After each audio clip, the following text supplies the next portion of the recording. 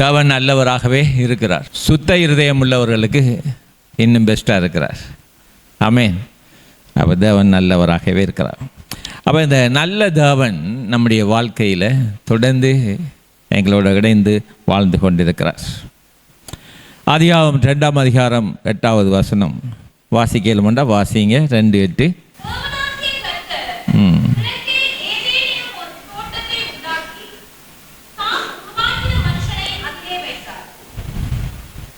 ஆமென். தாம் உருவாக்கின மனுஷனை ஏதேன் தோட்டத்தில் வைத்தாராம். ஆமென். ஏதேன் என்பதுடைய ஒரு அருமையான விளக்கம் என்னன்னு சொன்னால், பதம் அதில் விளக்கம் என்னன்னு சொன்னால் இன்பமான தோட்டத்தில் அந்த முதல் மனுஷனை ஆண்டவர் வைத்தார். அல்லேலூயா. அப்போ பாருங்க, இன்பத்தை தான் வைத்தாரே ஒழிய துன்பத்தை வைக்கல. இன்றைக்கு பல பாடுகள், துக்கங்கள், வேதனைகள் குடும்பங்களில் நடக்குது. ஆனால் நம்மளோட குடும்பங்கள்லாம் அப்படி இருக்கக்கூடாது. அப்போ பாருங்க, இதுவும் ஒரு இன்பமான செய்தி தான். ஆமென். ஏதேன் தோட்டத்தில் தேவன் இன்பத்தை தான் வைத்தார். அல்லேலூயா. துன்பத்தை வைக்கல, கஷ்டத்தை வைக்கல, பிரச்சனையை வைக்கல, குறைவை வைக்கல. அந்த ஏதேன் தோட்டத்தில் எல்லாம் நிறைவாக இருந்தது. சபை அப்படித்தான் இருக்க வேணும் என்று தேவனுடைய விருப்பமும். அதனால தான் தேவகுமாரனாகிய இயேசுவை ஆண்டவர் இந்த பூமிக்கு தந்தார். இயேசு கிறிஸ்துவை ஏற்றுக்கொண்டவர்கள் எத்தனை பேர்களோ அத்தனை பேர்களும் தேவனுடைய பிள்ளைகளாகும்படிக்கு அதிகாரம் தந்துட்டார். அது மாத்திரமல்ல, நாங்கள் தேவனுடைய பிள்ளைகள், அதாவது கடவுளுடைய பிள்ளைகள். நான் குறைவுபட்ட கடவுளுக்கு தான் குறைவாக இருக்கும். ஆகையினால நம்முடைய வாழ்க்கையை சரியாக நாங்கள் நடத்திட்டோம்னு சொன்னால் இந்த தேவனுடைய பலகாணி வழியாக கிடைக்கிற நன்மைகளையும் நாங்கள் பெற்றுக்கொள்ள முடியும். இன்றைக்கு மனுஷர்கள் பல வகையில் பல வழிகளில் துன்பத்தை அனுபவித்து கொண்டிருக்கிறார்கள். திருச்சபையிலே அப்படிப்பட்ட மனுஷர்கள் இருக்கிறாங்க. துன்பம் கஷ்டப்படுற மனுஷர்கள் இருக்கிறாங்க. காரணம் என்ன சொன்னால், இன்னும் பரிபூரணமான ஒரு விளக்கம் அல்லது பரிபூரணமான ஒரு புரிந்து கொள்ளுதல் தேவனோடு இல்லாதபடியினால்தான் அப்படிப்பட்டதான குறைவுகள், பிரச்சனைகளை சந்திக்க வேண்டியதாக இருக்குது. அப்போ பாருங்க, பிசாசு எல்லா பிரச்சனைக்கும் காரணராக இருக்கிறான். பிசாசுக்கு ஆதாம் கீழ்ப்படிந்தான் என்று பார்க்குறோம். ஏதேன் தோட்டத்தில் அது அந்த இன்பமான இடத்துல அங்கே அவர்களுக்கு ஒன்றுமே குறைவில்லை. தேவன் அவர்களோடு ஒவ்வொரு மாலை பொழுதிலையும் வந்து பேசினார், கதைத்தார். அவர்களோடு சேர்ந்து அவர் நடந்தார், அந்த தோட்டத்தை சுற்றி பார்த்தாங்க. ஆனால் ஒரு நாள் அவர் ஆதாமை பார்க்குறதுக்கு ஏதேனுக்கு வந்தார். ஏதேன் தோட்டத்தில் அந்த இன்பமான இடத்துக்கு வார நேரம் ஆதாம் போய் ஒளிச்சிட்டான். ஆதாம் போய் மறைவில் இருந்தான். அவனை சந்திக்கிற இடத்துல அவன் இல்லை, மறைவில் இருந்தான். ஆகையினால ஆண்டவர் அவனை கூப்பிட வேண்டியதாக இருந்தது. ஆதாம், நீ எங்கே இருக்கிறாய்? மரம் என்று சொன்னால் ஒரு மரத்தில் ஒளிஞ்சிட்டு இருந்தான். நம்மட இந்த புடி சுள்ளி மரங்கள் இல்லை, அது நல்ல பெரிய 20-30 அடி சுற்றளவு உள்ள மரமாக இருக்குது. அதில் போய் 2 பேரும் ஒளிஞ்சிட்டாங்க, மறைஞ்சிட்டு இருக்கிறாங்க. அப்போ பாருங்க, அவன் நேர்னு அவனுக்கு மறைவில் போய் ஒளிஞ்சிருந்தான்னு சொன்னால் தேவையில்லாத விஷயத்தை பார்த்தான், நல்லா கேட்டான் என்று சொல்லலாம். தேவையில்லாத காரியங்களை கேட்டுட்டான். பிசாசோட கதைக்கிட்டான். பிசாசுடைய சத்தத்தை கேட்டான்.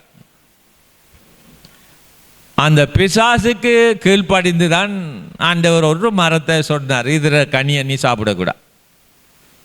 ஏதேன் தோட்டத்தில் இருக்கிற எல்லாம் உனக்கு தான். கோடிக்கணக்கான பல மரங்கள், நமக்கு தெரிஞ்ச பழம் ஆப்பிள், கிரேப்ஸ், வாழைப்பழம், தோடம்பழம், இந்த 4 பழம் தான் அதிகமாக தெரியும். இந்த 4 பழம் தான் மார்க்கெட்டில் இருக்குது. ஆனால் அங்கே அப்படி இல்லை. அந்த தோட்டத்தில் ஏகப்பட்ட பழங்கள் இருந்தது.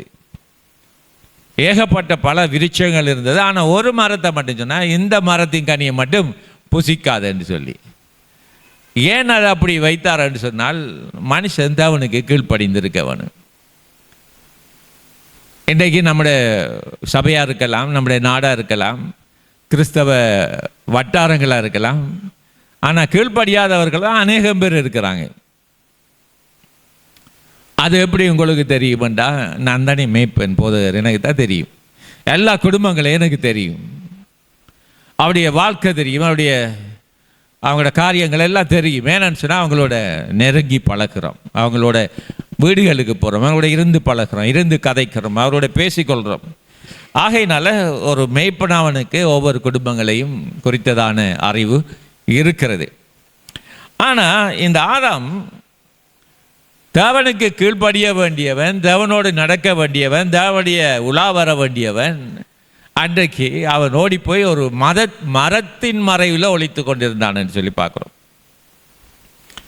ஒளிச்சிட்டு இருக்கிறான். அப்போ ஆதாம் வந்து கூப்பிடுறான், ஆதாம் நீ எங்கே இருக்கிறாய்? பாருங்க, இன்றைக்கு சபை என்று பார்க்கலாம், இன்றைக்கு எங்கே இருக்கிறாங்க விசுவாசிகள்? இன்றைக்கு எங்கே இருக்கிறாங்க அப்படி என்று கேட்கலாம். வராதவங்க எங்கே இருக்கிறாங்க? சிலர் தூக்கத்தில் இருக்கலாம், சிலது எங்கே வேலைக்கு போகலாம், சிலர் வண்டியில் ஓடிக்கொண்டு இருக்கலாம். இப்படி பல வகையில் நம்முடைய வேர்ல்டு வந்து பிஸியான உலகம். சிலர் தவிக்க முடியாத காரணங்களால் வேறு எங்கேயும் போயிருக்கலாம். இப்படி பல சிக்கல்கள் இருக்குது நாங்கள் இந்த பூமியில் வாழ்கிற வாழ்க்கைக்கு. ஆனால் ஆதாம் வந்து பிசாசுக்கு கீழ்ப்படிஞ்சதுக்கு பிறகுதான் இந்த பூமியிலே பிரச்சனை ஆரம்பிக்கிறது. என்ன பிரச்சனை?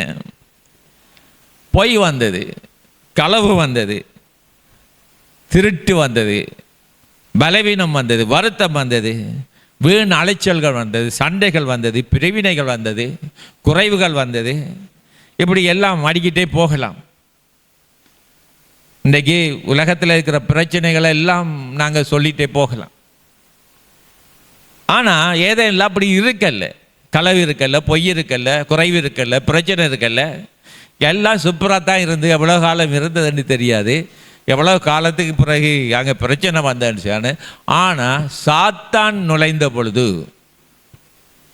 அங்கே பிரச்சனை உண்டாக்குனது. பாருங்க, கர்த்தருடைய கரம் எங்களோட கூட இருக்கணும்.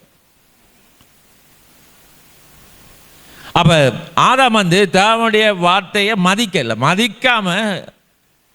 மதிக்காதபடியினால தான் அவனுடைய வாழ்க்கையில் துன்பம் வந்தது. மதிக்காதபடியினால தான் அவனுடைய வாழ்க்கையில் வருத்தம் வந்தது.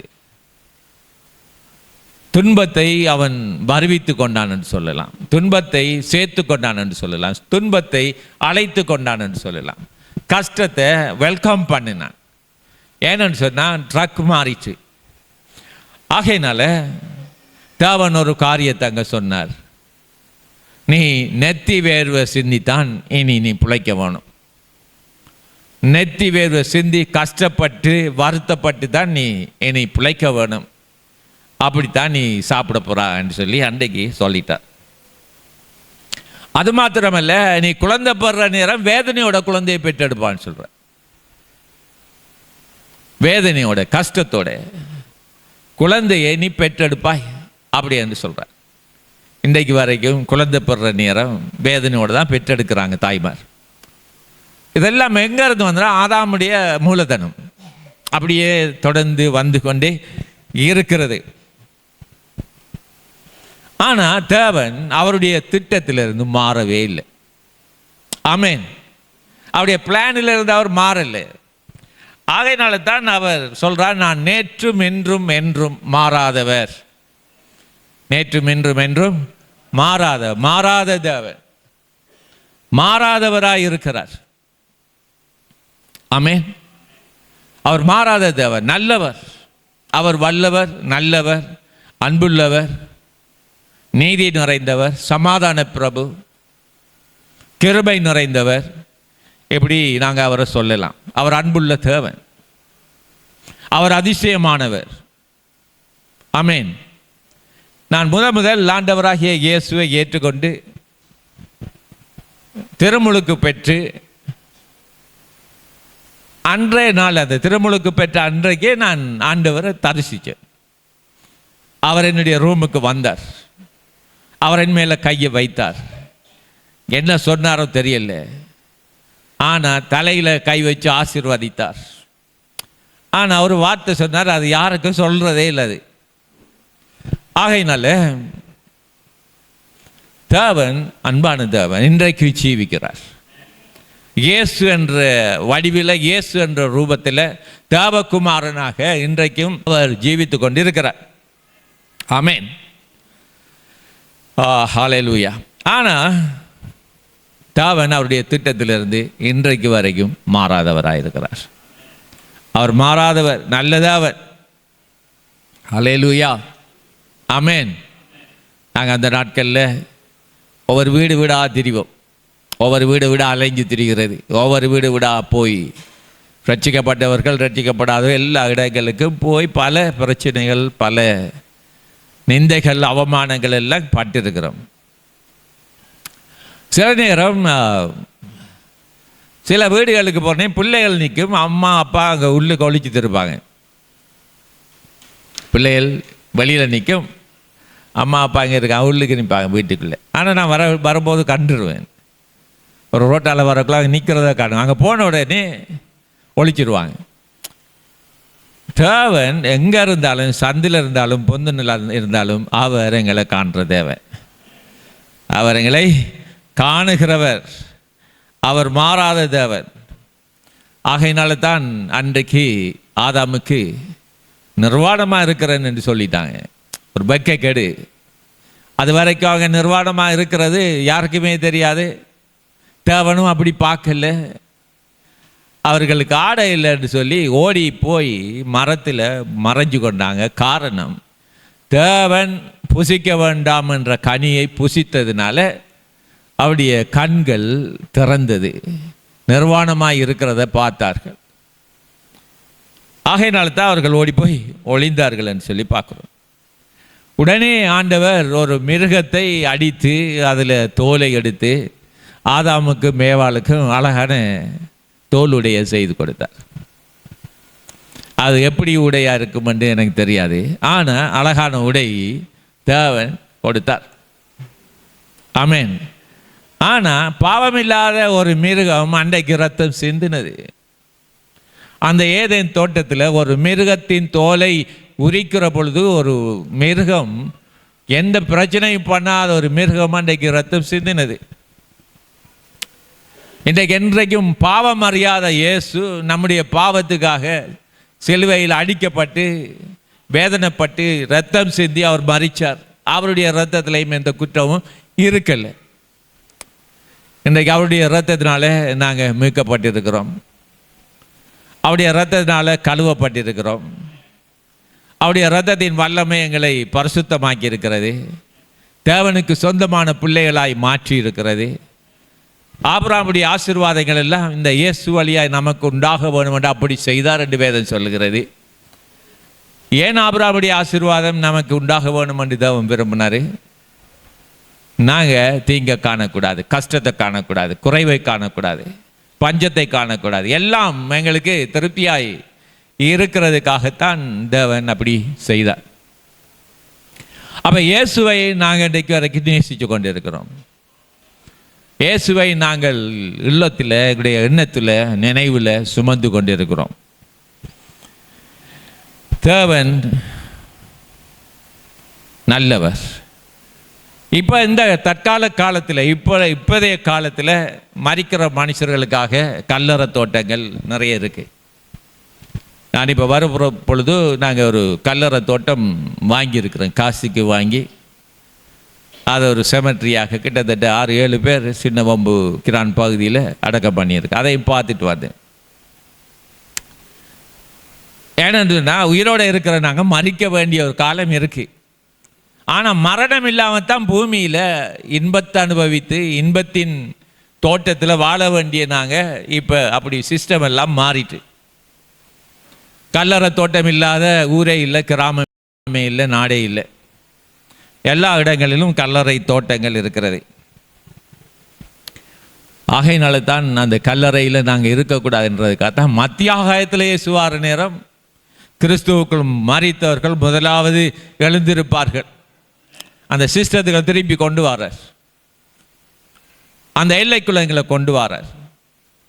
அப்படியாக இருந்தால் சில நேரம் நீங்கள் கிறிஸ்துவுக்குள்ளே இருக்கலாம், நான் கிறிஸ்துவுக்குள்ளே வாழாமல் இருந்தீங்கன்றது அந்த கல்லறையில் நீங்கள் எழுப்பப்படுவீங்கன்றது எனக்கு சந்தேகம்.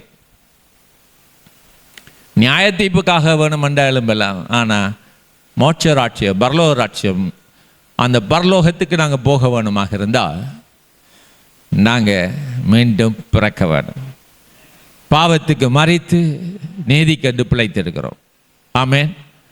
அது மாத்திரமல்ல, நாங்கள் மறித்தா திரும்ப இயேசுடைய வருகையில் உயிர் தழுவோம், அது சரீரம் எழுப்பப்படும். ஆமென். ஆகையினால தான் இயேசு நேற்றும் இன்றும் என்றும் மாறாதவர். அவருடைய திட்டத்தில், அவருடைய பிளானில் எந்த சேஞ்சிங்கும் இல்லை. அவர் மாறாதவனாக இருக்கிறார். அப்போ பாருங்க, ஏதேன் தோட்டத்தில் 2 பேர் தான் வாழ்ந்தாங்க. 2 பேர் தான் வாழ்ந்தாங்க. யார்? ஆதாமும் ஏவாளும். பல்லாயிரக்கணக்கான பழமரங்கள், காய்கறிகள் எல்லாம் இருந்தது. அங்கே கடை இல்லை, அங்கே கொத்து ரொட்டி இல்லை, அங்கே ஃப்ரைட் ரைஸ் இல்லை, எல்லாம்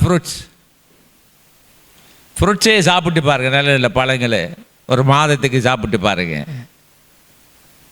ஆப்பிள் சாப்பிடலாம், கிரேப் சாப்பிடலாம், ஆரஞ்சு சாப்பிடலாம், வேறு பழங்களை சாப்பிட்டு பாருங்கள், மாம்பழம் சாப்பிடலாம். இப்படி நீங்கள் சாப்பிட்டு வந்தீங்கன்னா அந்த சிஸ்டத்துக்குள்ளே எங்களோட சரீரம் வந்துடும். அப்படி தான் வாழ்ந்தாங்க, நல்லா இருந்தாங்க, அழகாக இருந்தாங்க. அப்போ பாருங்கள், இன்றைக்கு நம்மளோட வாழ்க்கையில் எல்லா சிஸ்டம் மாறிட்டு. பிலிப்பியர் 4ஆம் அதிகாரம் 19வது வசனம் சொல்லுகிறது, என் தேவன் தம்முடைய ஐசுரியத்தின்படி என்னுடைய குறைகள் எல்லாம் கிறிஸ்து இயேசுவின் மகிமையிலே நிறைவாக்குறார். என் தேவன் தம்முடைய ஐசுரியத்தின்படி என்னுடைய குறைவெல்லாம் கிறிஸ்து இயேசுவின் மகிமையிலே நிறைவாக்குறார். சொல்லுங்க, நிறைவாக்குறார். அந்த நிறைவை திரும்ப கொண்டு வரார் சபைக்குள்ளே. என் தேவன் தம்முடைய ஐசுரியத்தின்படி என்னுடைய குறைவுகள் எல்லாம் கிறிஸ்து இயேசுவின் மகிமையிலே நிறைவாக்குறார். அப்போ அந்த நிறைவில் வாழணும் என்றது தான் தேவனுடைய பிளான், தேவனுடைய திட்டம். ஏதேனில் இழந்து போயிட்டோம், ஏதேன் தோட்டத்தில் எங்களுடைய நன்மையை இழந்துட்டோம். முதல் மனுஷனை கை வச்சிட்டான், இழந்துட்டோம். இன்றைக்கு பிந்தின ஆதாமாகிய இயேசு மூலமாய் சிஸ்டம் மாற்றப்பட்டிருக்கிறது. அல்லேலூயா. அந்த இன்பத்துக்குள்ளே, அந்த நன்மைக்குள்ளே நாங்கள் திரும்ப வாரோம். அதனால தான் தேவன் சொல்கிறார், என் தேவன் தம்முடைய ஐசுரியத்தின்படி என் குறைவுகள் எல்லாம் கிறிஸ்து இயேசு மகிமையிலே நிறைவாக்குவார். அப்போ நாங்கள் ஒரு நிறைவான, ஒரு நன்மையான, ஒரு ஆசீர்வாதமான, சிறப்பான, செழிப்பான வாழ்க்கைக்குள்ளே நாங்கள் வர வேணும். ஆமென். பாருங்க, 2 போகம் அல்லது 3 போகம் தான் ஒரு வருஷத்தில் நெல் விதைப்பாங்க. அந்த விதைக்கிற நெல் தான் நாங்கள் தொடர்ந்து எல்லா காலங்களிலும் சாப்பிட்டு கொண்டு வரோம். பஞ்சமே இல்லை.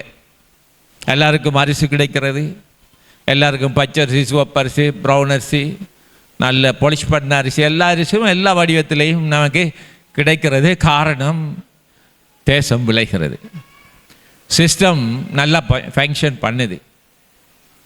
ஆனால் அந்த சிஸ்டம் ஃபங்க்ஷன் பண்ணாத ஒரு காலம் வரும், ஒரு வறட்சியான காலம். முள்ளையும் கருக்கையும் முளைப்பிச்ச அது மட்டும்தான் மிஞ்சுற காலம் ஒன்று வர இருக்கிறது. ஆகையினால தான் இந்த திருச்சபையை தேவன் எடுத்துக்கொண்டு போக வர இருக்கிறார். ஆமென். எங்கே கூட்டிகிட்டு போகிறார்? எங்கே கொண்டு போக போகிறார்? அவருடைய ராஜ்யத்துக்கு, பரலோகத்துக்கு. பரலோகம் ஒரு பெர்மனண்டான பிளேஸ் இல்லை. பரலோகம் ஒரு நித்தியமாக வாழ்கிற இடம் இல்லை. ஏனென்றா பரலோகம் மனுஷனுக்கு கொடுக்கப்படலை. எங்களுக்கு கொடுக்கப்பட்ட இடம் இந்த பூமி தான், இந்த ஏதேன் தான். இந்த இடம் தான் நமக்குரியது. ஆகையினால தான் ஆண்டவர் திரும்பவும் இந்த பூமியை சரிப்படுத்த வர இருக்கிறார். ஆமென். சரிப்படுறதுக்கு முதல் திருச்சபை எடுத்துக்கொள்ளப்பட வேணும். அதுக்கு பிறகு தான் இந்த வானம் பூமி எல்லாம் அழியும். எல்லாம் அழிஞ்சு புதிய வானம் புதிய பூமி சிருஷ்டிக்கப்பட்டு திரும்பவும் நாங்கள் இந்த பூமியை ஆளுவோம். சிஸ்டம் திரும்பி மாறும், திரும்ப வந்துடும். இதெல்லாம் நாங்கள் இப்போ இருந்தில்ல அப்போ இருந்து பேசி கொண்டு வரோம். சில நேரம் சிலர் எப்படி சொல்லுவாங்க, இவர் ப்ராஸ்பரிட்டி ப்ரீச்சர், ஐஸ்வர்யத்தை ப்ரீச் பண்ணுறவர். இடைக்கிட கஷ்டத்தை பேசணும், துன்பத்தை பேசணும், குறைவை பேசணும், பசி பட்டினியை பற்றி பேசணும். அப்படி அதெல்லாம் சொல்லி கொடுப்பாங்க. நான் சொன்னேன், அப்படி இல்லையே வேதத்தில். எந்தவன் தம்முடைய ஐஸ்வர்யத்தின்படி என்னுடைய குறைவுகள் எல்லாம் அவருக்குள்ள மகிமையில் நிறைவாக்குவேன்னு சொல்லியிருக்கிறார். ஆகையினால நாங்கள் போகையில் வருகையில் எல்லா வேளையிலும் நாங்கள் ஆசீர்வதிக்கப்பட முடியும், ஆசீர்வாதமாக இருக்க முடியும். ஆமென். அதனால் என்ன சொல்லுவாங்கடா, இந்த பாஸ்டர்ஸ் கான்ஃபரன்ஸ் அப்படி அவங்க இங்கே போகல சொல்லுவாங்க, ஓ ப்ராஸ்பரிட்டி ப்ரீச்சர் அப்படி அது சொல்லுவாங்க. அந்த சொல்கிறவங்க எல்லாம் பார்த்தா அந்த பழைய உடைஞ்ச ஒரு மோட்டர் சைக்கிளை டுக்கு டுக்கு டுக்கு டுக்கு டுக்கு நந்திடுவாங்க. காரணம் வேண்டாம், அதை நம்புறதில்லை. உங்களுக்கு என்னடாப்பா அப்படின்னு சொல்லுவாங்க. வெளிநாட்டில் கிளி நாட்டிலிருந்து வருகுதா ஏதாவது? ஒரு நாட்டில் இருந்து வரல, திருச்சபையில் தான் வர்றது. ஆமென். ஏண்டா திருச்சபை செழிப்பாக இருக்கணும், உங்கள் ஒவ்வொருத்தருடைய வாழ்க்கை சிறப்பாக இருக்கணும், செழிப்பாக இருக்கணும், ஆசீர்வாதமாக இருக்கணும், நீங்கள் நல்லா இருக்கணும். அதுதான் தேவன் விரும்புகிறார். அதுக்குத்தான் இயேசு கல்வாரி சிலுவையில் ரத்தம் சிந்தி அந்த சிஸ்டத்தை மாற்றி வச்சிருக்கிறாரு. ஆமென்.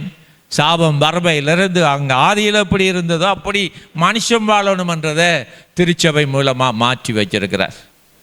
அல்லேலூயா. அப்போ பாருங்க, நல்ல தேவன், அவர் ஐஸ்வர்யத்தை கொடுக்கிறவர், அவர் மாறாதவர்.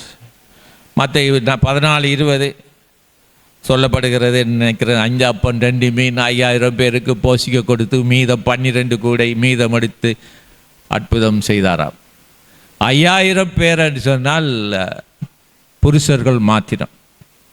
அவங்களுடைய மனைவி பிள்ளைகள் எல்லாம் கணக்கில் வர, புருஷர்களை மட்டும்தான் கணக்கெடுத்தாங்க.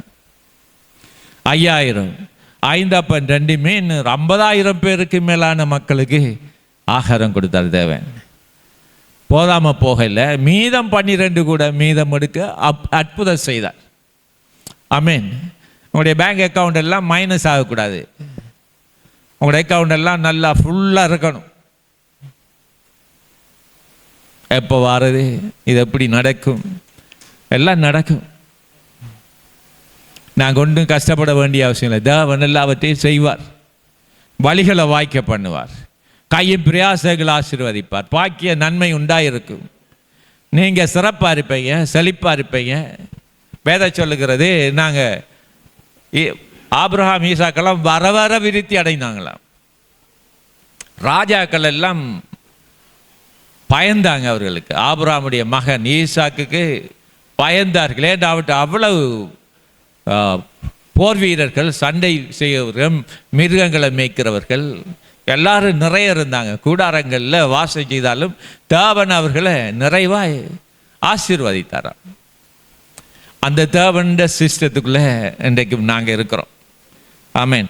12 கூடை மீதம் எடுக்கும்படி அற்புதம் செய்தவருடைய பிள்ளைகளாய் இருக்கிறோம். ஆகையினால தான் இன்றைக்கும் இதோ மனுஷர்கள் மத்தியில் தேவாதி தேவன் வாசம் பண்ணி கொண்டிருக்கிறார். ஆமென். எங்கள் மத்தியில் அன்றைக்கு ஆதாமேவாளோடு இருந்த தேவன் இன்றைக்கு எங்கள் மத்தியில் வாசம் பண்ணி கொண்டிருக்கிறார். அல்லேலூயா. மனுஷர்கள் மத்தியில் நாங்கள் அந்த நாளையில் படிப்போம், இதோ மனுஷர்கள் மத்தியில் தேவாதி தேவன் வாசம் பண்ணுகிறாரே. அப்போ அவர் எங்களோட இருக்கிறார், திருச்சபையோட இருக்கிறார், எங்களோட வீட்டோட இருக்கிறார், அவர் எனக்குள்ளே இருக்கிறார், உங்களுடைய மனைவிக்குள்ளே இருக்கிறார், உங்களுடைய பிள்ளைகளுக்குள்ளே இருக்கிறார், எல்லாருக்குள்ளேயும் அவர் எல்லா நேரத்திலும் எல்லாருக்குள்ளும் இருக்கிறார். ஆமென். அதனால தான் நாங்கள் ஆண்டவர் சொல்கிறாரு, நாங்கள் தேவர்களாக இருக்கிறோம்னு சொல்லி. நாங்கள் தேவர்கள் என்று சொன்னால் தாவனுடைய பிள்ளைகள். தாவனுடைய பிள்ளைகள் இயேசு கிறிஸ்துவை ஏற்றுக்கொண்ட எத்தனை பேர்களோ அத்தனை பேர்களும் தாவனுடைய பிள்ளைகளாகும்படிக்கு அதிகாரம் தந்திருக்கிறார். நாங்கள் ஒரு வித்தியாசமான ஒரு ராட்சியத்துக்குள்ளே வித்தியாசமான ஒரு லிஸ்ட்டுக்குள்ளே நாங்கள் இருக்கிறோம். என்ன லிஸ்ட் அது? தாவனுடைய பிள்ளைகள் என்ற லிஸ்ட்டுக்குள்ளே நாங்கள் இருக்கிறோம். எங்களுடைய குடும்பம், கணவன், மனைவி, பிள்ளைகள் எல்லாரும் அந்த லிஸ்ட்டுக்குள்ளே நாங்கள் வந்திருக்கிறோம். பாருங்க, வயலில் கோதுமை விளையும், நெல் விளையும், இதெல்லாம் விளைஞ்சு கொண்டிருக்கிறது. ஆனால் ஏதேனில் பொன் விளைஞ்சுதான். அதில் பொன் விளைகிற பூமியாக கொடுத்தார். இன்றைக்கும் நாங்கள் செய்கிற கையின் பிரயாசங்கள், வேலைகள் எதுவாக இருந்தாலும் அதில் பொன் விளையும். ஆமென். நல்ல விளைச்சல் வரும். அல்லேலூயா. குறைவு இருக்காது. நாங்கள் நிறைய பஞ்சத்தை தாண்டி வந்திருக்கிறோம். பஞ்சம் உண்டா? சாப்பாடு பஞ்சம், அரிசி இல்லாத பஞ்சம். அதுக்கு ஒரு சின்ன காட்டு கொடுத்துருப்பாங்க. அந்த காட்டில் கிடைக்கிற அரிசி கிழமைக்கு ஒருக்கா அப்படி கிடைக்கும்.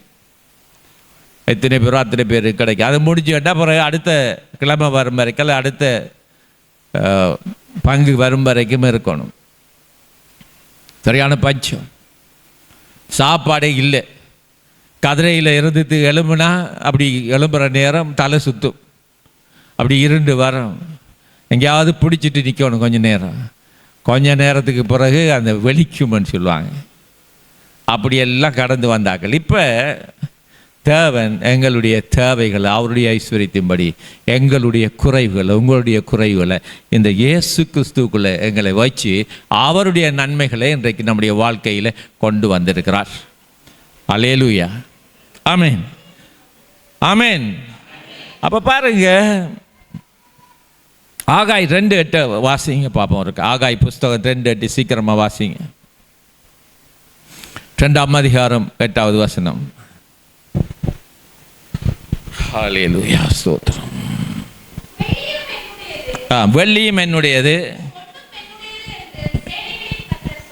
வெள்ளியும் என்னுடையது, பொன்னும் என்னுடையது என்று சேனைகளின் கர்த்தர் சொல்லுகிறார். இப்போ ஊழியக்காரர்கள் மோதிரம் போடக்கூடாது. உலகம் வருகுது. மாலை போடக்கூடாது, உலகம் வருகுது. வெள்ளி மோதிரம் போட்டால் என்ன வெள்ளி போட்டிருக்கிறன்னு கேட்பாங்க. அதையும் விட மாட்டாங்க. அப்போ ஆண்டவர் என்ன சொல்கிறார்? வெள்ளியும் என்னுடையது, பொன்னும் என்னுடையது. சொல்லுங்க என்று யார் சொல்கிறா? சேனைகளின் கர்த்தர். அதாவது பெரிய படைக்கு அதிபதியாகிய தேவன், வானத்தை பூமியை உண்டாக்குனவர் சொல்கிறார், எல்லாம் இந்த பூமியில் இருக்கிற எல்லாம் என்னுடையது. அதை இன்றைக்கு ட்ரான்ஸ்ஃபர் பண்ணிட்டார், திருச்சபைக்குள்ளே மாற்றிட்டார். எங்கள் நிமித்தம் இந்த பூமி ஆசீர்வதிக்கப்படும், எங்கள் நிமித்தம் செழிக்கும், எங்கள் நிமித்தம் எல்லாம் ஆசீர்வதிக்கப்படும். அல்லேலூயா. அதனால தான் சொல்கிறா, நீ போகையில் வருகையில் எல்லா இடங்களிலும் போகும்போது வரும்போது நீ ஆசீர்வாதத்தோடு போய் ஆசீர்வாதத்தோடு திரும்பி வருவா. அப்போ தேவன் எங்களை குறைவில் வாழ வைக்கிற தேவன் இல்லை. ஆமென். ஏராளம் தாராளமாக மிச்சம் எடுக்க, மீதம் எடுக்கத்தக்கதாக அற்புதங்களை விளையச் செய்கிறவர் எனக்குள்ளே இருக்கிறார், உங்களுக்குள்ளே இருக்கிறார். தேவன் தன் ஒரே புராண குமாரனை விசுவாசிக்கிறவன் அவனோ அவன் கெட்டு போகாமல் நித்திய ஜீவனை அடையும்படிக்கு அவரை தந்தருளி இவ்வளவாய் உலகத்தில் அன்பு கொண்டார். இயேசு கிறிஸ்துவை ஏற்றுக்கொண்டவர்கள் அத்தனை பேர்களும் தாவனுடைய பிள்ளைகள். ஆமென். எங்கே இருக்கிற நீங்கள் ஒவ்வொருத்தரும் தாவனுடைய பிள்ளைகள். எங்களோட அப்பாட பிள்ளைகள் இல்லை, நாங்கள் போனகை, நாங்கள் மீண்டும் பிறந்துட்டோம். கிறிஸ்துவுக்குள்ளே பிறந்துட்டோம், இயேசுவின் இரத்தத்தால் பிறந்துட்டோம், இயேசுவின் வார்த்தையால் பிறந்துட்டோம். நாங்கள் மீண்டும் பிறந்துட்டோம், திருமுழுக்கு எடுத்துட்டோம். பிதா குமார பரிசுத்தாவின் நாமத்தினால பாவத்துக்கு மறித்து நீதி கண்டு பிழைச்சி எழும்பியிருக்கிறோம். நாங்கள் மீண்டும் பிறந்த ஒரு ஜாதி. இங்கால மட்டும் இருந்த ஒரு சத்தம் வந்து நாங்கள் மீண்டும் பிறந்த ஒரு கூட்டம். நாங்கள் மீண்டும் பிறந்தவர்கள். நாங்கள் உலகத்தை ஜெயிக்கிறவர்கள். எங்களுக்கு தோல்வி இல்லை, எங்களுக்கு வெற்றி உண்டு. வெற்றி வாழ்வு நம்மளுடையது. வெற்றியான ஜீவியம் நம்முடையது. ஆமென். அப்போ ஆண்டவர் நமக்காக எல்லாவற்றையும் செய்து முடிச்சிட்டார். நீ கடன் கொடுப்பாய், கடன் வாங்காதிருப்பாய். அப்போ நாங்கள் தேவன் அந்த நிலைக்குள்ள எங்களை கொண்டு வந்துட்டார். சில நேரம் நமக்குள்ள குறைவார மாதிரி இருக்கலாம். அது அந்த செகண்ட் மட்டும்தான். ஒரு 5 மினிட்ஸ் அல்லது 10 மினிட்ஸ் அல்லது ஒரு அரை மணித்தியாலோ அல்லது ஒரு நாள் எல்லாம் திரும்ப மாறும். எல்லாம் மாறும், நன்மையாக மாறும். அல்லேலூயா. எங்களை நாங்கள் ஒப்பு கொடுப்போமா? அநாதி தேவனை எனக்கு கிடைக்கலாம், அவருடைய நித்திய புயங்கள் எனக்கு ஆதாரம்.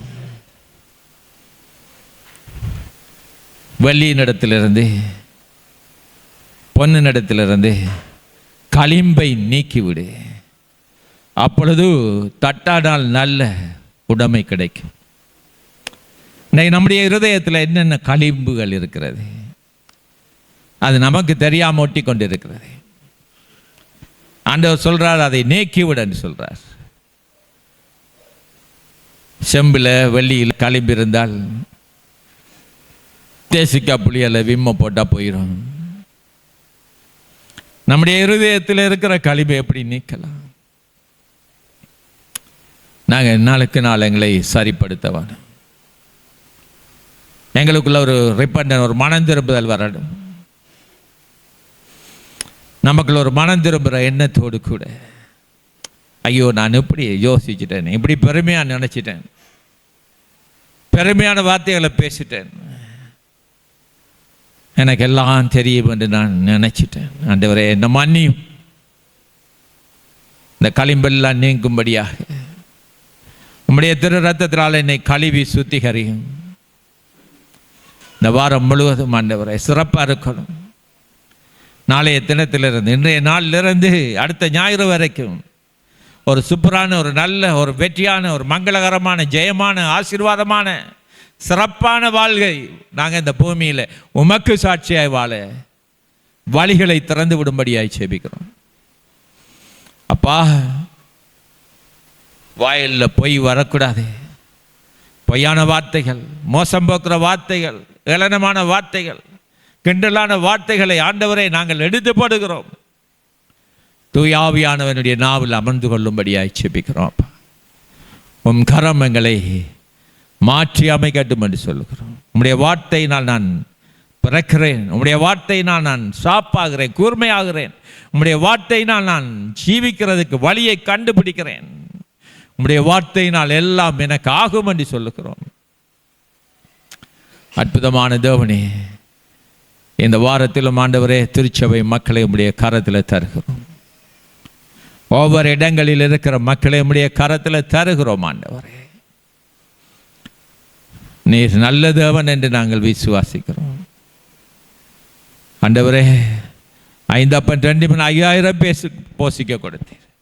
ஒரு கொஞ்சம் எண்ணெய் ஆண்டவரே கலங்கணக்கில், பரல் கணக்கில் நிரப்பி ஒரு விதவையுடைய தாய் வீட்டை ஆசீர்வதித்து கடன் இல்லாமல் வாழ அற்புதம் செய்து சுவாமி. எங்களுக்கு இருக்கிற கடன்களை நாங்கள் நினைக்கிறோம், அது அழிக்கப்படட்டும். என்னுடைய லிஸ்டிலிருந்து, கடன்காரன் லிஸ்டிலிருந்து மாறட்டும் ஆண்டவரே. அது வரத்தக்கதான ஆண்டவரே தகப்பனே, என் சர்வத்துக்குள்ள இருக்கிறதான பலன், சுகம், ஆரோக்கியத்தினால் என் கையின் பிரயாசங்கள் ஆசீர்வதிக்கப்படட்டும். என்னென்ன செய்கிற அத்தனைகளே உம்முடைய ஜீவன் பிறக்கட்டும் சொல்லுகிறோம். தொடர்ந்து வழி நடத்துங்கப்பா, ஆசீர்வதிங்க இயேசுவின் திருப்பெயரால் பிதாவே, ஆமென், ஆமென். நாங்கள் அப்படியே எழுந்து நிற்போமா? ஹல்லேலூயா, ஹல்லேலூயா, ஹல்லேலூயா. 2 கரங்களை உயர்த்துவோம்.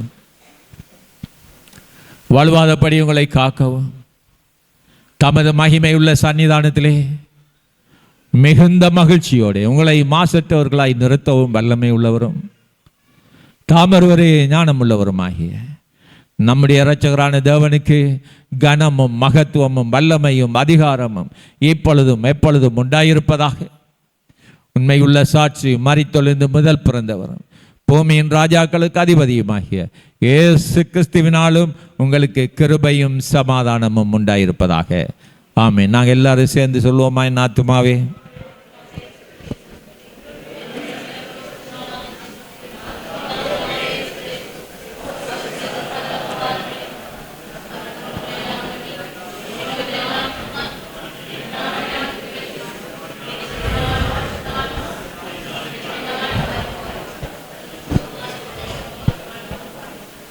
ஆமென். நம்முடைய கர்த்தராகிய இயேசு கிறிஸ்துடைய கிருபையும் பிதாவாகிய தேவனுடைய அன்பும் தூய ஆவியானுடைய பலனும் ஐக்கியமும் சமாதானமும் உங்கள் அனைவரோடும் கூட இருப்பதாக. ஆமென். தேவன் தாமே உங்களை ஆசீர்வதித்திருக்கிறார்.